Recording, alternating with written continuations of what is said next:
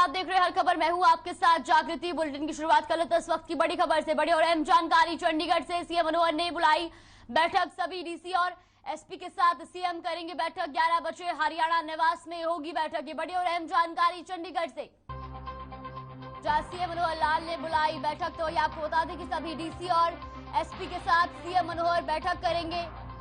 तो वही 11 बजे हरियाणा निवास में होगी बैठक। बड़ी और अहम जानकारी चंडीगढ़ से। चंडीगढ़ में सीएम मनोहर लाल ने बैठक बुलाई है। आपको बता दें कि सीएम सभी डीसी और एसपी के साथ बैठक करेंगे। तो वही 11 बजे हरियाणा निवास में ये बैठक होगी।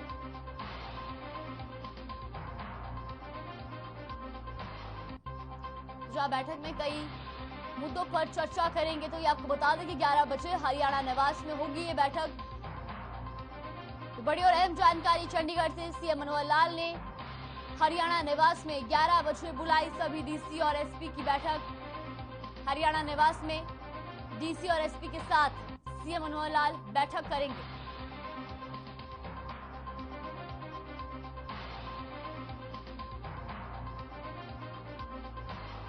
तो बड़ी और अहम जानकारी।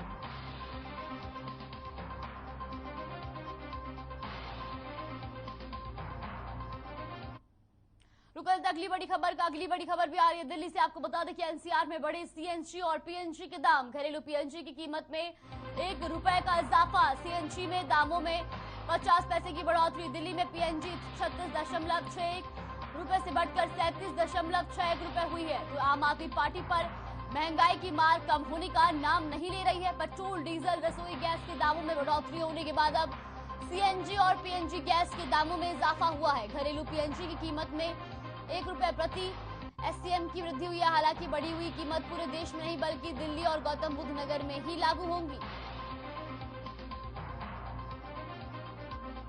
तो बड़ी और अहम जानकारी दिल्ली से, जो एनसीआर में बढ़े सीएनजी और पीएनजी के दाम। घरेलू पीएनजी की कीमत में हुआ ₹1 का इजाफा। तो सीएनजी के दामों में भी 50 पैसे की बढ़ोतरी हुई है। जहां दिल्ली में पीएनजी 36.61 से ₹6 से होकर अब 37.61 हो गई है। घरेलू पीएनजी में ₹1 का इजाफा हुआ है। तो वहीं सीएनजी के दामों में भी 50 पैसे की बढ़ोतरी हुई है।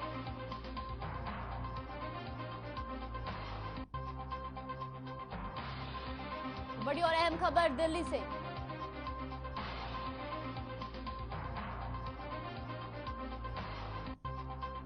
दिल्ली में पीएनजी में ₹1 का इजाफा हुआ। आपको बता दें कि 36.61 से बढ़कर अब 37.61 कीमत हो गई है। तो ये आपको बता दें कि सीएनजी में भी 50 रुपए का इजाफा हुआ और पीएनजी में ₹1 की बढ़ोतरी हुई। दिल्ली में पीएनजी 36.61 से बढ़कर अब 37.61 हो गई है। तो ये आपको बता दें कि सीएनजी में भी 50 पैसे की बढ़ोतरी हुई है। देश में कोरोना की रफ्तार पर ब्रेक लगता नजर आ रहा है, जिसके चलते एक दिन में 660 कोरोना के केस सामने आए हैं और कोरोना के चलते 67 कोरोना मरीजों की मौत हो गई, जबकि 2531 लोग कोरोना से ठीक हुए, जिसके बाद देश में कोरोना का रिकवरी रेट 98.75% हो गया। और बात करें अगर कोरोना के एक्टिव केसों की, तो देश में फिलहाल कोरोना के 22,427 केस एक्टिव है। दो देश में भी अब कोरोना से राहत मिलती नजर आ रही है। बीते 24 घंटे में 660 कोरोना के नए मामले सामने आए हैं। तो देश में कोरोना का रिकवरी रेट भी अब 98.75% के पार हो गया और बीते 24 घंटे में 67 कोरोना मरीजों की मौत हुई है। तो फिलहाल देश में कोरोना के 22,427 केस एक्टिव हैं और बीते 24 घंटे में 2,531 लोगों ने कोरोना को मात दी है। तो देश में भी अब कोरोना की रफ्तार पर ब्रेक लगता नजर आ रहा है। आए दिन कोरोना के मामलों में कमी देखी जा रही है। बीते 24 घंटे में देश में 660 नए कोरोना संक्रमितों की पुष्टि हुई है।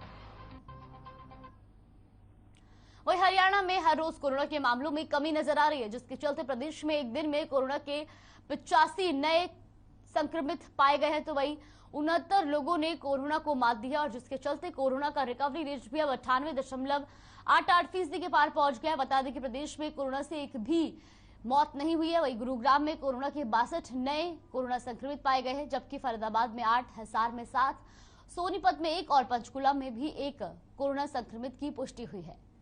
तो प्रदेश में भी अब कोरोना काबू में होता नजर आ रहा है। बीते एक दिन में प्रदेश में कोरोना के 85 नए मामले सामने आए हैं और 69 लोगों ने कोरोना को मात दी है। और खास बात यह कि बीते 24 घंटे में किसी भी व्यक्ति की कोरोना के चलते मौत नहीं हुई है। वही बात करें अगर प्रदेश में कोरोना के रिकवरी रेट की, तो प्रदेश में कोरोना का रिकवरी रेट भी अब 98.88% के पार पहुंच गया है।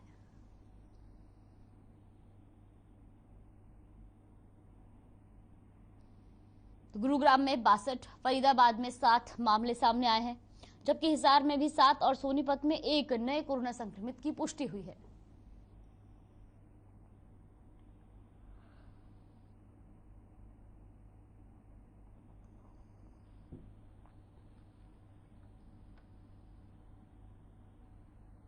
पांच राज्यों में चुनाव खत्म होते ही एक बार फिर से जनता पर महंगाई की मार पड़नी शुरू हो गई है। लगातार दूसरे दिन पेट्रोल और डीजल के दामों में इजाफा होने के बाद अब इजाफा हुआ और ये देखिए रिपोर्ट। सैया तो खूब ही कमात हैं, महंगाई डायन खाया जात। देश में 5 राज्यों में विधानसभा चुनाव खत्म होते ही लगता है अब राहत का दौर भी खत्म हो गया है, क्योंकि जैसे ही चुनाव खत्म हुए महंगाई की किश्त शुरू हो गई। आज लगातार दूसरे दिन पेट्रोल और डीजल की कीमतों में एक बार फिर से 80-80 पैसे की बढ़ोतरी हुई है। इस बढ़ती महंगाई का असर आम आदमी की जेब पर पड़ रहा है। क्या कहें, वो तो गवर्नमेंट के ऊपर है, बाकी तो फर्क तो पड़ता ही है। जेब पे फर्क पड़ रहा है ना, अभी तो पता लगेगा ना। जो पहले से चल रहा था जो तो चल ही रहा था, अब बाद में पता लगेगा क्या है क्या नहीं है। अभी जैसे कि आज 80 पैसे बढ़े हैं, तो उससे क्या फर्क पड़ा है? फर्क पड़ा है अंकल जी? अभी तो कोई फर्क नहीं पड़ा। पेट्रोल और डीजल की कीमतें बढ़ने से अब हरियाणा में पेट्रोल 96 रुपए 87 पैसे और डीजल 88 रुपए 10 पैसे पहुंच गया है। दिल्ली में पेट्रोल की कीमत 97 रुपए 1 पैसे और डीजल 88 रुपए 27 पैसे पर जा चुका है। तो वहीं मुंबई में पेट्रोल 111 रुपए 67 पैसे और डीजल 95 रुपए 85 पैसे पर जा पहुंचा है। कोलकाता में पेट्रोल की कीमत 106 रुपए 34 पैसे, डीजल 91 रुपए 42 पैसे पहुंच गई है। तो वहीं चेन्नई में पेट्रोल 102 रुपए 91 पैसे और डीजल 92 रुपए 95 पैसे पहुंच गया है। रेट से बढ़ने से फर्क तो पड़ता ही है। आखिरकार अब फाइनल डिसीजन यही है कि अब जो इलेक्ट्रिक बाइक आ रही हैं वही लेनी पड़ेगी फिर तो। अच्छा, सरकार से कुछ कहना चाहेंगे? सरकार से क्या ही कहेंगे, सरकार से कहने को कोई फायदा तो है नहीं, कोई फायदा नहीं है। तो इससे तो अच्छा है कि अपने इलेक्ट्रिक व्हीकल यूज करो और सबसे बेस्ट है। मैं तो खुद भी वही अब प्रेफर करूंगा। मंगलवार को पेट्रोल डीजल के दामों के साथ साथ रसोई गैस के दामों में भी इजाफा हुआ था। घरेलू गैस सिलेंडर की कीमत 50 रुपए बढ़ाई गई थी। हालांकि चुनावों से पहले पेट्रोल डीजल की कीमत 100 रुपए प्रति लीटर के पार पहुंचने पर केंद्र सरकार ने एक्साइज ड्यूटी में कटौती की थी। इस दौरान पेट्रोल पर 5 रुपए जबकि डीजल पर 10 रुपए प्रति लीटर की कटौती की गई थी। अंतर्राष्ट्रीय बाजार में कच्चे तेल की मौजूदा कीमतों को देखते हुए एक बार फिर पेट्रोल डीजल के 100 रुपए प्रति लीटर जाने की आशंका बन गई है। महंगाई के लगातार बढ़ने से आम जनता की जेब भी ढीली हो रही है। हालांकि पहले से ही इस बात के संकेत मिल रहे थे कि 5 राज्यों के चुनाव खत्म होते ही महंगाई की डबल डोज मिल सकती है, और हुआ भी यही। इसके पीछे बहुत सारे कारण बताए जा रहे हैं, जिनमें प्रमुख कारण यूक्रेन रूस के बीच छिड़े भीषण युद्ध के चलते अंतर्राष्ट्रीय बाजार में कच्चे तेल की कीमतों में भारी बढ़ोतरी भी देखी गई। खैर, जनता अब बढ़ती महंगाई के बीच केंद्र और राज्य सरकार से राहत की उम्मीद भी कर रही है, लेकिन ये राहत कब और कैसे मिलेगी इसके लिए भी इंतजार है। Bureau report. चंडीगढ़ में मुख्यमंत्री की अध्यक्षता में हाई पावर परचेज कमेटी की बैठक हुई, जिसकी ब्रीफिंग कृषि मंत्री जेपी दलाल ने की। कृषि मंत्री ने, जहां आपको बता दें कि इसकी ब्रीफिंग की, तो वही मीटिंग की ब्रीफिंग करते हुए कहा कि दक्षिण हरियाणा में सिंचाई के पंप, बिजली के पावर हाउस, ट्रांसफार्मर आदि इक्विपमेंट की 300 करोड़ से ज्यादा की खरीद की। सभी वेंडरों से अच्छे से नेगोशिएट किया गया। हमारी कोशिश ही की जो परचेजिंग होती है उसे पारदर्शिता से करें। हम हरियाणा की एक एक पाई बचाने की कोशिश करते हैं। मुख्यमंत्री श्री मनोहर लाल जी की अध्यक्षता में हाई पावर परचेज कमेटी की मीटिंग हुई और एक दूसरी कमेटी है departmental high power purchase committee की, जो मेरी अध्यक्षता में वो मीटिंग हुई और काफ़ी आइटम थी जो हमने आज परचेज करनी थी। 300 करोड़ रुपए से ज़्यादा की आइटम की आज परचेज हुई है और जो रेट कॉन्टैक्ट हुए हैं वो अलग से हैं और कुछ एजेंडा हमने आज डिफर कर दिए हैं। देखिए, हमारी कोशिश ये है कि हरियाणा का पाई हरियाणा की जनता का पैसा जनता के काम आए और जो प्रिक्वायरमेंट होती है वो पारदर्शी तरीके से हो।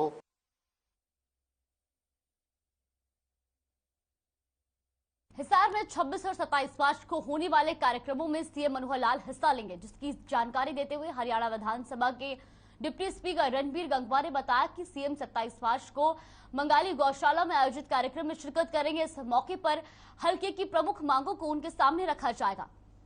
इसी के साथ गंगवा ने कहा कि नलवा विधानसभा क्षेत्र में सिंचाई और पेयजल की व्यवस्था करना उनकी प्राथमिकता है।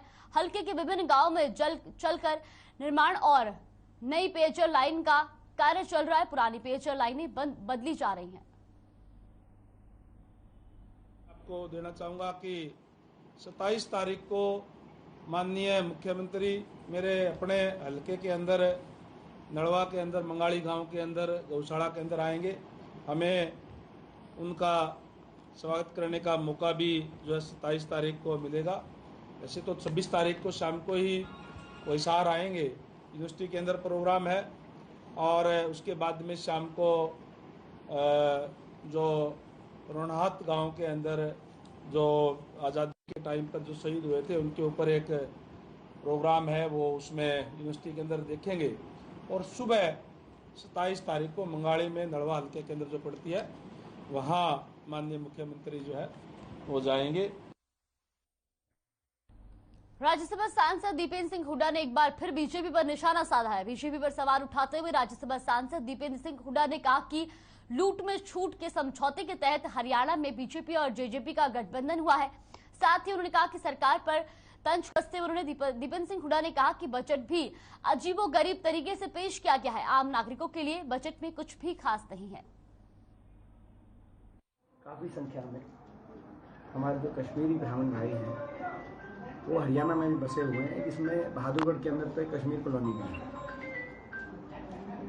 जब हमारी सरकार थी, क्योंकि जहाँ भारत देश की बात आती है, क्योंकि उनका एक अपना एक स्टैंड रहता है, तो उस समय उनकी मदद में पेंशन की योजना शुरू की गई थी,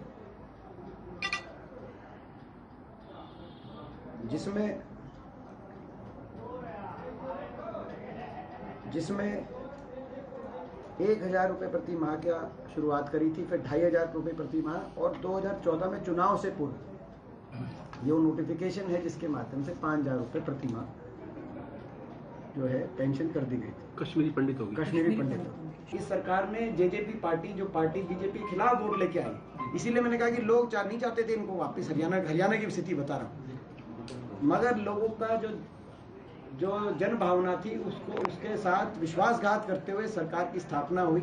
और ये भी मैं कहना चाहता हूँ, ऑन द रिकॉर्ड आप इसको नोट करें, दोनों पार्टी में से कोई इसका दे। ये 5,000 रुपये बुढ़ापा पेंशन के समझौते पे सरकार नहीं बनी। वो तो हमने कहा था कि आप हमारे साथ आओ, 5,000 रुपये 1 नवंबर से करेंगे। मगर अब कितना टाइम हो गया आपको पता है, 3 साल। 5,000 रुपये की क्या स्थिति है, कितनी है बुढ़ापा पेंशन, मेरे को आपको बताने की आवश्यकता नहीं आती। तो 5,000 के जो है समझौते पे सरकार नहीं हुई, ये लूट। प्रदेश भर में शहीद दिवस के अवसर पर कार्यक्रमों का आयोजन हुआ। इसी कड़ी में तोशाम में भी कार्यक्रम का आयोजन किया गया, जिसमें पूर्व विधायक और बीजेपी नेता शशि रंजन परमार ने शिरकत की और शहीदों को नमन कर पुष्प अर्पित किए। इस दौरान उन्होंने कहा कि स्वतंत्रता संग्राम में अपने प्राणों की आहुति देने वाले सभी शहीदों के त्याग और बलिदान की बदौलत ही आज देशवासी खुली हवा में सांस ले रहे। हमें शहीदों के ऋण को भुलाना नहीं चाहिए। हमें उनको हमेशा याद करते हुए उनके दिखाए गए मार्ग पर चलकर आगे बढ़ना चाहिए।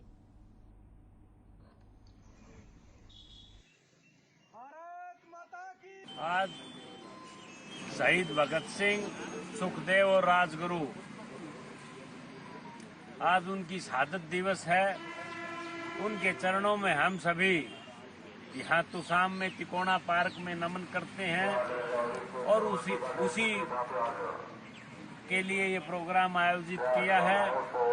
आज मैं उन महानुभावों के बारे में, अमर शहीदों के बारे में बताऊं, सूर्य को दीपक दिखाने वाली बात है, लेकिन उन्होंने इस देश की आन बान और शान के लिए, देश की आज़ादी के लिए बहुत पहले अपनी कुर्बानी देने का काम किया, इस देश को नमन करने का काम किया। कार्यक्रमों का आयोजन हुआ और इसी कड़ी में तोशाम में भी कार्यक्रम का आयोजन किया गया, जिसमें पूर्व विधायक और बीजेपी नेता शशि रंजन परमार ने शिरकत की और शहीदों को नमन कर पुष्प अर्पित किए। इस दौरान उन्होंने कहा कि स्वतंत्रता संग्राम में अपने प्राणों की आहुति देने वाले सभी शहीदों के त्याग और बलिदान की बदौलत ही आज देशवासी खुली हवा में सांस ले रहे हैं। हमें शहीदों के ऋण को कभी नहीं भुलाना चाहिए। हमें उनको हमेशा याद करते हुए उनके दिखाए गए मार्ग पर चलकर आगे बढ़ना चाहिए।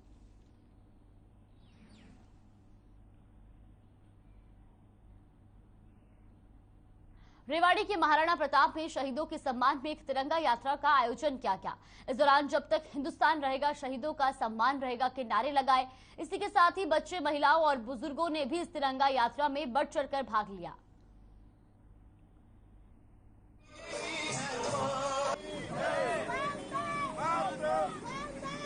आज तिरंगा यात्रा कहीं ना कहीं शहीदों का सम्मान करने की एक छोटी सी कोशिश की गई है। हम उनके लायक, उनके जैसे बन तो नहीं पाए या हमें वो मौका नहीं मिला बलिदान होने का, लेकिन हम उनके याद रखते हुए आज ये तिरंगा यात्रा निकाल रहे हैं ताकि शहीदों को याद किया जा सके एक दिन के लिए।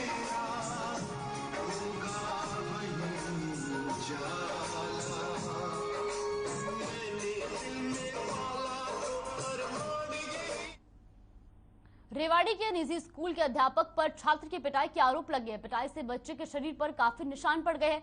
छात्र ने बताया कि पम्मी नाम के एक टीचर ने उस पर कमरे में ले जाकर बहुत पीटा और पीटने की बात को घर नहीं बताने की धमकी भी दी। टीचर ने छात्र को इसलिए पीटा क्योंकि छात्र की एक दिन पहले ही किसी साथी से बहस हुई थी। फिलहाल बच्चे का इलाज ट्रॉमा सेंटर में चल रहा है।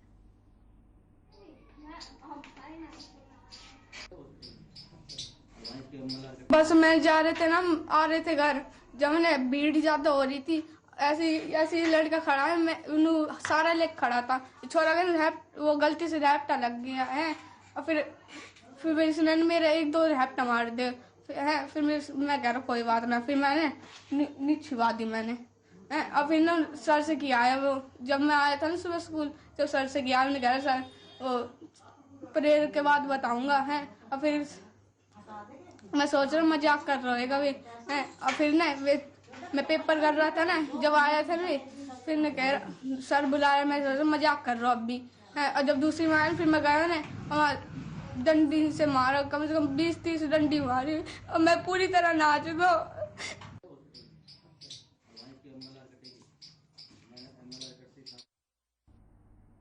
पलवल सिटी थाना क्षेत्र की 4 सिविल लाइन कॉलोनी में कुछ बदमाशों ने एक मंदिर की जमीन पर कब्जा करने की कोशिश की।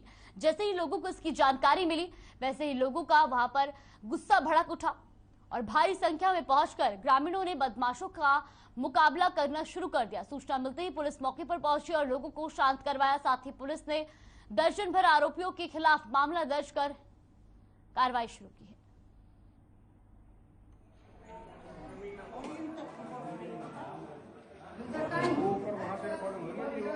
2004 में नवंबर दिसंबर में और 2005 में ये कॉलोनी कटी जो मंदिर की जगह छोड़ी गई थी।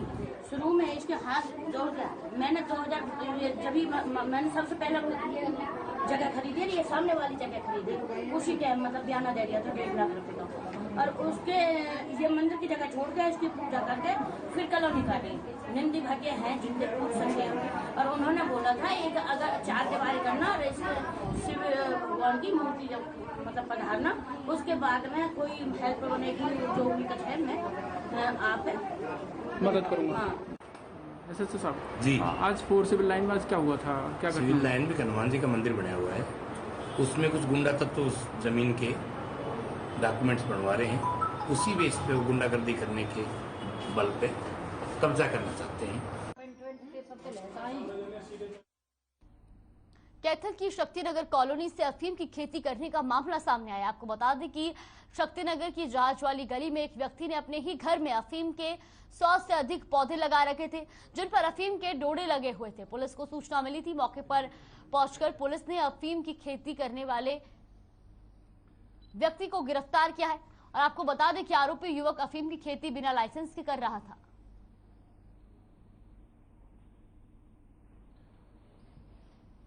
ये गुप्त विभाग से सूचना प्राप्त हमारे को,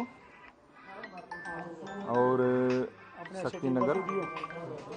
शक्तिनगर जहाज वाली गली यहाँ से मैं सूचना मिली थी भाई यहाँ पे अफीम की खेती डोडे उगाए हुए हैं कुछ, आप आके देखो। हमने आके देखा तो कुछ पौधे उगे हुए थे, जिसमें काउंटिंग करिए करीब 100 के करीब हैं। बाकी दोबारा से गिने नहीं, गिनती जारी है। और ड्यूटी में से मौके पे बुलाया हुआ है। ड्यूटी में आने के बाद इसको पौधों को उखाड़ के इनका वजन आंका जाएगा कितना। ये जो खेती थी किसके द्वारा की जा रही थी और क्या कार्रवाई बनती है? खेती इसका मालिक है राजपाल है प्लाट का, इन्होंने उगा रखे थे।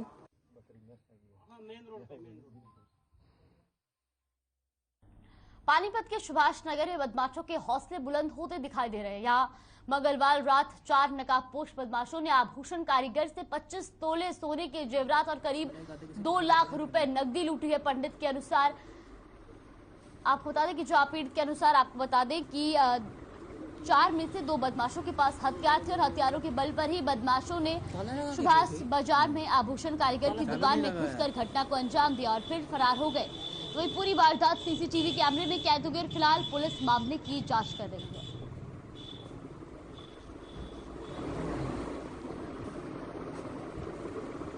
मैं अरूप प्रमाणिक पानीपत से हूँ। दुकान में हम काम कर रहा था, 9:45 बजे का बात था। 4 बंदा आया हुआ है शटर खोल के, जैसे आम बंदा शटर खोल के आता है ऐसे शटर खोल के आया हुआ है। फिर आते सीधा पिस्टल निकालना चालू कर दिया, चालू करके कह रहा तुम लोग बाहर निकालो ऐसे। फिर उधर वो लोग सारा बाहर निकल गया। फिर मैं बाद में निकला हुआ, फिर मेरा ऐसे पकड़ा हुआ कलट को, ऐसे पकड़ के मेरे को बाहर निकाला हुआ। फिर पिस्टल दिखा रहा था। फिर ये लोग एक एक करके सार पे मुंह और टेप पे मुंह और हाथ पे टेप बांधा हुआ है। फिर मेरे को भी टेप बांध के हुआ बिठा दिया। फिर एक लड़का ग्लास डाल के घुस गया यहाँ पे, सारा सोना अलमारी में से पैसा वगैरह सारा ले गया। फिलहाल के लिए बुलेटिन में बस इतना ही। बने रहिए हमारे साथ। नमस्कार।